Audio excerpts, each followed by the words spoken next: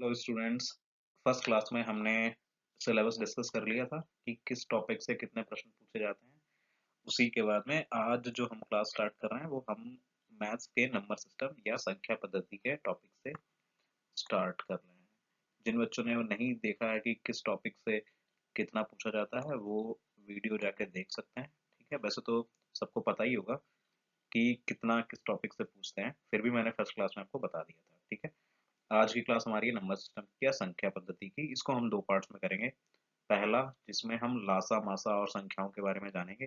दूसरी क्लास में हम अपरिमेय संख्या से रिलेटेड जो परिमेय अपरिमेय संख्याओं से रिलेटेड जो क्वेश्चंस पूछे जाते हैं हम उन्हें करेंगे। ठीक है, चलिए आगे स्टार्ट करते हैं।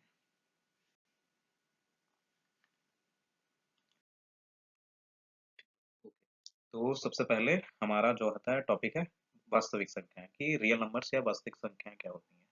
तो इनकी बहुत सिंपल सी परिभाषा होती है कि जिन संख्याओं को हम संख्या रेखा पर दिखा सकते हैं या दर्शा सकते हैं उन्हें हम वास्तविक संख्या कहते हैं।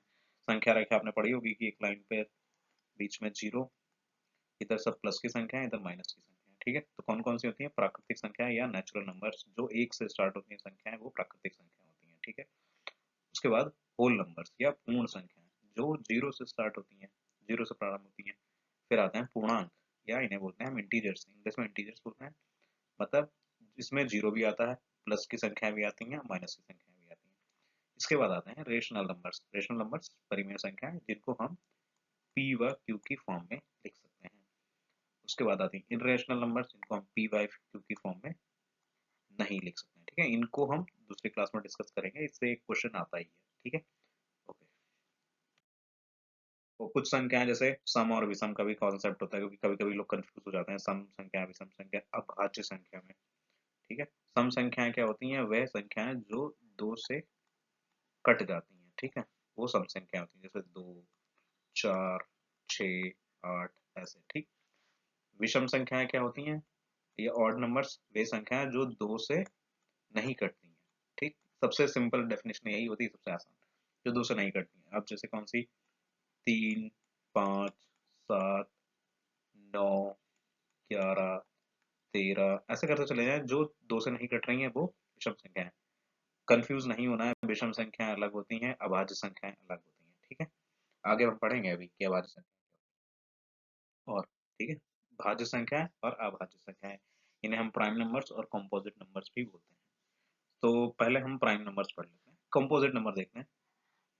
कंपोजिट नंबर्स या भाज्य संख्याएं वे संख्याएं होती हैं जिनके दो से ज्यादा गुणनखंड होते हैं। जैसे हम ले लेते हैं आठ लेते हैं, कोई नंबर आठ ले लिया हमने। इसके क्या क्या गुणनखंड है?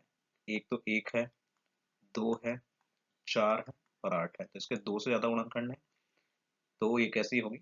भाज्य संख्या होगी। अब अभाज्य संख्या क्या होती है या प्राइम नंबर? वो संख्याएं जिनके केवल दो गुणनखंड होते हैं। जैसे नंबर हमने ले ली पांच, तो पांच सिर्फ एक के टेबल में आएगा और पांच के टेबल में आएगा, और कोई पहाड़ा ऐसा नहीं है जिसमें पांच आएगा।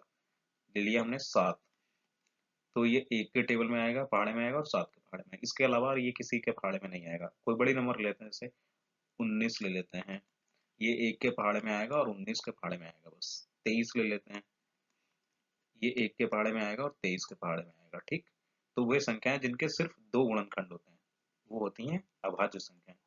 जिनके दो से ज्यादा होंगे, कोई भी संख्या जो दो से ज्यादा पहाड़ों में आ जाएगी, ये समझ लीजिए, वो होती है हमारी भाज्य संख्याएं या कंपोजिट नंबर्स। ठीक है, इसके साथ ही एक टॉपिक होता है सह अभाज्य का। सह अभाज्य संख्याएं वो संख्याएं होती हैं, जैसे दो हमने कोई संख्या ली, मानो 14 और 15 संख्याएं हैं। 14 के अगर हम गुणनखंड करेंगे तो हमारा एक के टेबल में आता है, दो के टेबल में आता है, सात के पहाड़े में आता है, और 14 के। ठीक, अगर हम 15 के गुणनखंड करें तो ये एक के पहाड़े में आता है, तीन के पहाड़े में आता है, पांच के पहाड़े में आता है और 15 के पहाड़े में। तो इसमें देखो सिर्फ एक जो है वो कॉमन है, कि जो एक दोनों के पहाड़े में, दोनों एक से ही कटते हैं बस, बाकी किसी से नहीं कटते। तो ऐसी संख्या है जिनमें केवल एक उभयनिष्ठ गुणनखंड होगा, वो होती है सहभाज्य संख्या। ये याद रखिएगा, जब हम दूसरी क्लास करेंगे अपरिमेय संख्याओं की, उसमें काम में आएगा। ठीक, आगे अब जैसे यहाँ से हमारे वो, हम अब वो चीजें पढ़ेंगे जिनसे प्रश्न आए हैं, पहले बोर्ड परीक्षा में आए हैं, अभी तक पिछले सालों तक जो आए हुए हैं। ठीक है, तो एक फंडामेंटल थ्योरम है मौलिक प्रमेय है अंकगणित की, जिसमें कहा जाता है कि किसी भी अभाज्य संख्या किसी भी भाज्य संख्या को, संयोग संख्या या भाज्य संख्या, यहाँ भाज्य समझ जाइए, किसी भी भाज्य संख्या को उसके अभाज्य गुणनखंडों के अद्वितीय गुणनफल के रूप में लिखा जा सकता है। इसका मतलब क्या हुआ कि जैसे हम 140 को गुणनखंड करेंगे तो ये 2, 5, 7 ये अभाज्य संख्या है, इनके गुणनखंड के रूप में लिख सकते हैं। अब इन्होंने कैसे लिखा है, ये तो जैसे 140 का जब आप गुणनखंड करेंगे, 2 7 14 0, 2 3 6, 2 5 10, 5 7 35 और 7 1 7। ठीक है, तो 2 की घात 2, 5 की घात 1, यहाँ पर एक बार बात है, 7 की घात 1। ठीक है, ये एक ऐसे मान लो, ये एक लिखा है, यहाँ पर कुछ नहीं लिखा। ठीक, ऐसे प्रश्न आए हैं, वो पूछेगा कि 140 को अभाज्य गुणनखंडों के रूप में लिखिए, तो आपको इस तरीके से लिखना होगा। आगे हम क्वेश्चन भी करते हैं। ठीक है, जैसे मैंने ये दे रखा है कि ये पिछले सालों वर्षों में आया हुआ है, 196 के अभाज्य गुणनखंड में 2 की घात क्या होगी। ठीक, अब हम 196 के गुणनखंड कर लेते हैं, 196। ठीक, लिख लेते हैं, थोड़ा सा साइड में करते हैं कि यहाँ पर नहीं आ पाया, मान लीजिए। ठीक, ब्लू करेंगे, 196, 2 नेम 18, 2 अट्ठे 16, 2 चौक 8, 2 नेम 18। अब देखो ये 7 से कटेगा, 7 7 49, 7 एकड़ 7। ठीक है, तो 2 की घात कितनी आएगी, 2, और 7 की घात कितनी आएगी, 2। ठीक है, तो यहाँ पर 2 की घात क्या होगी, 2। ऑप्शन लिखे नहीं है, बट 2 जहाँ पर भी होता है वहां पर आंसर हो जाता है। ठीक, उसके बाद यहाँ पर दिया है 140 के अभाज्य गुणनखंड होंगे, ये तो अभी पीछे ही किया था प्रश्न, वही प्रश्न लिख दिया गया है। जस्ट अभी पीछे पीछे की स्लाइड में हमने किया था ना, कि इनके हमने 140 ऐसे लिख के इसके गुणनखंड किए हैं, 2 7 14 0, 2 3 6 2 5 10, 5 7 35, 7 1 7, तो 2 की घात 2 और 5 7, ये अभी पीछे किया था, सेम वही प्रश्न है, क्योंकि ये आया हुआ है पिछले वर्ष में। ठीक, चलिए अब समझ में आ गया होगा कि अगर प्रश्न में आया 140 का दिया हुआ है 156, आप इसका करके देखिएगा घर पे, 156 को अभाज्य गुणनखंडों के रूप में लिख के देखिएगा। ठीक है, अब एलसीएम और एचसीएफ, लासा और मासा, इसकी परिभाषा क्या होती है सभी को पता है, लेकिन फिर भी एक बार रिवाइज कर लेते हैं। मासा होता है महत्तम समापवर्तक, मतलब वह बड़ी से बड़ी संख्या जो 2 या 2 से अधिक संख्याओं को पूर्णतः विभाजित करती है। जो जैसे अपने 2 नंबर्स का मासा निकालना है, तो जो आपको संख्याएं दी गई हैं, जो मासा आता है वो एक नंबर आएगी जो उन दोनों संख्याओं को विभाजित कर देगी। और लासा क्या होगी, आपको दो संख्याओं का लासा निकालना है, मतलब एक ऐसी संख्या निकालनी है जो आपको दोनों संख्याएं दी हैं उससे वो उसको विभाजित कर दे। जैसे आपने दो संख्याओं का लासा निकालने जा रहे हो, तो एक नंबर आएगी, जो दो संख्याएं दी होंगी उस संख्या से ये संख्या विभाजित होनी चाहिए। ठीक है, पढ़ लीजिए, आगे प्रश्न करेंगे तो आपको समझ में आ जाएगा कि क्या बताया जा रहा है। पहला जैसा क्वेश्चन है हमारा कि हमें मासा और लासा निकालना है, किसका, संख्याएं दी गई हैं 20, 25 और 30 का। कौन सी विधि से निकालना है, गुणनखंड विधि से निकालना है। तो हमें 20, 25 और 30 के गुणनखंड करने हैं। सबसे पहले 2 दशामन 20, 2 पंचे 10, 5 एकन 5, तो देखो 2 की घात 2 और 5 की घात 1 लिखा हुआ है। ठीक, 5 25 के करेंगे, पचम 25, 5 एकन 5, 5 की घात 2 लिखा हुआ है।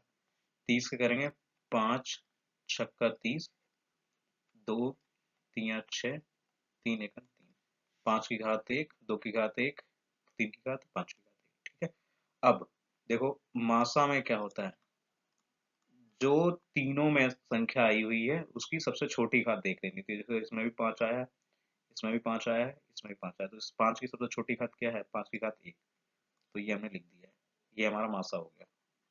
ठीक, ऐसे ही हमें लासा, लासा निकालते हैं तो देखो हमें जो तीनों में संख्या, जिसमें 2 आया है, 5 आया है और 3 आया है, तो 2 की सबसे बड़ी घात क्या है, 2 की घात 2, 3 की सबसे बड़ी घात क्या है, 3 की घात 1, 5 की सबसे बड़ी घात क्या है? 5 की घात 2, ये आई है इसमें। तो जो सबसे बड़ी घात है उनको नंबर्स को लिख दीजिए और मल्टीप्लाई कर दीजिए। तो हम 2 दूनी 4 या 12, और 25 और 12 के मल्टीप्लाई करेंगे तो 300 आ जाएगा। ठीक है, इस तरीके से प्रश्न करना होता है। इसका इसे सॉल्व कर रखा था। अब हमें देखो 72 और 126 का मासा और लासा दोनों निकालना है, तो हम करके देखते हैं, क्योंकि ऐसे ऊपर वाले में तो लिखा हुआ था। देखो 72 के गुणनखंड करते हैं। 2 3 6, 2 6 12, 2 1 2, 2 8 16, 2 9 18, 3 3 9, 3 1 3। ठीक है, और 126 का कर लेते हैं गुणनखंड। गुणनखंड करना आना चाहिए सभी को। 2 6 12, 2 3 6, 2 3, अब देखो 2 से नहीं घटेगा। अब हमें करना है 3 से। 3 दूनी 6, 3 1 3, 3 सत्ते 21, 7 1 7। ठीक, इतना सबको आना चाहिए। उसके बाद देखो अब लिखते हैं 72 के क्या गुणनखंड है? 2 की घात 3 गुणे 3 की घात 2। ठीक है, और 126 के हम गुणनखंड लिखेंगे। 2 की घात 1 ही है, 3 की घात 2 है, और 7 की घात 1 है। ठीक, अब इसमें मासा क्या होगा? इसका मासा वो संख्या होती है जो दोनों में आई हो पहले और उसकी छोटी घात। देखो इसमें 2 और 3 दोनों में आ रहा है, 2 भी इसमें भी आ रहा है, 3 2 3 इसमें भी आ रहा है। 2 की छोटी घात क्या है? 2 की घात 1, और 3 की छोटी घात क्या है? 3 की घात 2। दोनों में 3 की घात 2 आ रहा है, तो 3 की घात 2 यहाँ पर लिख दो। 3 3 9 दूनी 18, इसका क्या हो जाएगा? मासा हो जाएगा। और लासा क्या होगा? जो सबसे बड़ी घात आई है। जैसे 2 की सबसे बड़ी घात क्या आई है? 2 3 आई है, तो 2 की सबसे बड़ी घात 3 मल्टीप्लाइड बाई 3 की सबसे बड़ी घात क्या आई? 2 ही है, तो 3 की घात 2 और 7। ठीक, तो 2 दूनी 4 दूनी 8, नेम 72, 72 की मल्टीप्लाई कर देना 7 से। 7 दूनी 14 का 4, हंसी लगा 1, 50, 504, ये आंसर हो गया। ठीक है, इस तरीके से सॉल्व करना सीख लीजिए। अब आगे देखते हैं हम लोग 96 और 404 का अभाज्य गुणनखंड विधि से मासा निकालना। अब इसमें देखिए गुणनखंड करने आना चाहिए, इसीलिए मैंने इतने क्वेश्चंस करा रखे हैं, या फिर ये प्रश्न आप अपने आप ट्राई करिएगा। इसमें आपको करना क्या है? 96 के देखिए गुणनखंड कीजिएगा और 404 के गुणनखंड कीजिएगा। ठीक, फिर जैसा मैंने पीछे के टॉपिक्स में डिस्कस किया है वैसे आप सॉल्व करिएगा। अभी पिछला प्रश्न जैसा मैंने करा था वैसे सॉल्व करिएगा तो आपका आंसर आ जाएगा। ठीक है,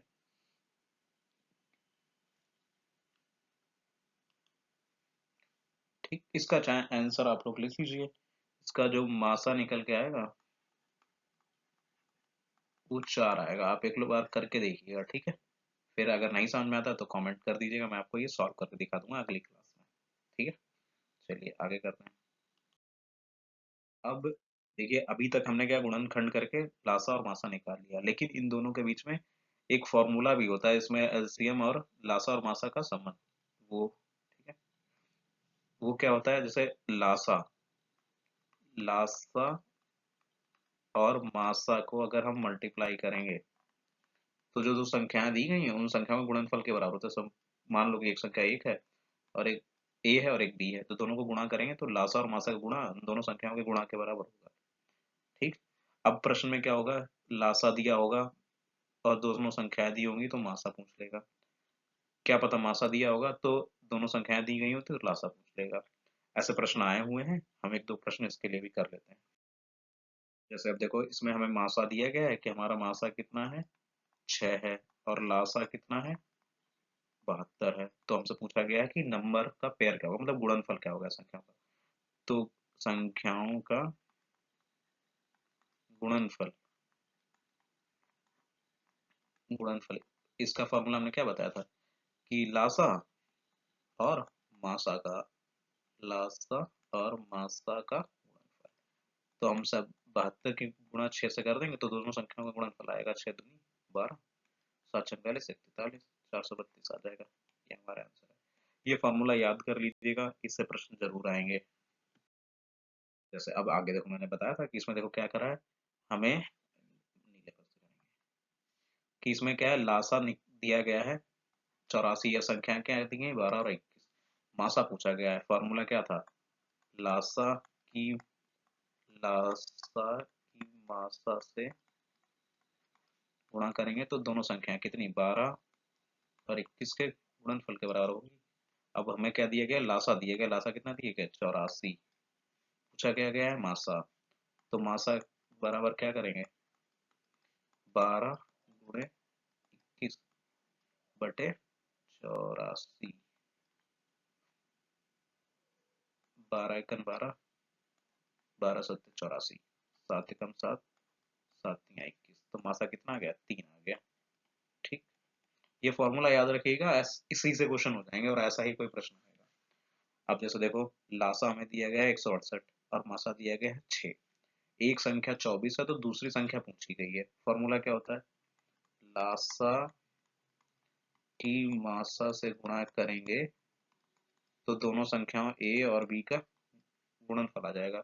अब देखो, हमें लासा दिया गया है 168, मासा कितना दिया गया है 6, एक संख्या दी गई है 24 और दूसरी हमसे पूछी गई है, तो दूसरी संख्या कैसे निकलेगी, 168 जो हमारा लासा है और ये मासा है, 24 दूसरी संख्या जब दूसरी तरफ जाती है तो हर में चली जाती है, भाई लिखा है 6 कन 6, 6 चौक 24, 4 कन 4, 4 चक्कू 16, 4 दूनी 8, तो दूसरी संख्या क्या आ गई, 42 आ गई। ठीक है, ऐसे ही प्रश्न आएंगे आगे।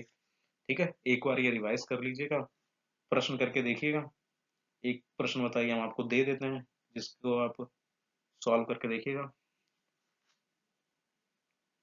जैसे एक प्रश्न लिख लीजिए चाहे आप लोग कि दो संख्या है, ए कोई है संख्या 15 और बी दूसरी संख्या है 25, इनका जो HCF है, मतलब मासा, ये दिया गया है, कितना दिया गया है 5, तो लासा क्या होगा। ठीक, ये प्रश्न आप सभी लोग अपने आप करिएगा। ठीक है, आज की क्लास में इतना ही, कल हम करेंगे परिमेय और अपरिमेय संख्याओं के प्रश्न जो पहले आए हैं और जिनकी संभावना है कि आगे भी आ सकते हैं। ठीक है, एक बार रिवाइज कर लेना। ठीक है, बाकी कल की क्लास हम आगे करेंगे, और ध्यान से सब्सक्राइब कर लीजिए, ये प्रश्न जरूरी हैं, आपको हेल्प करेंगे आपकी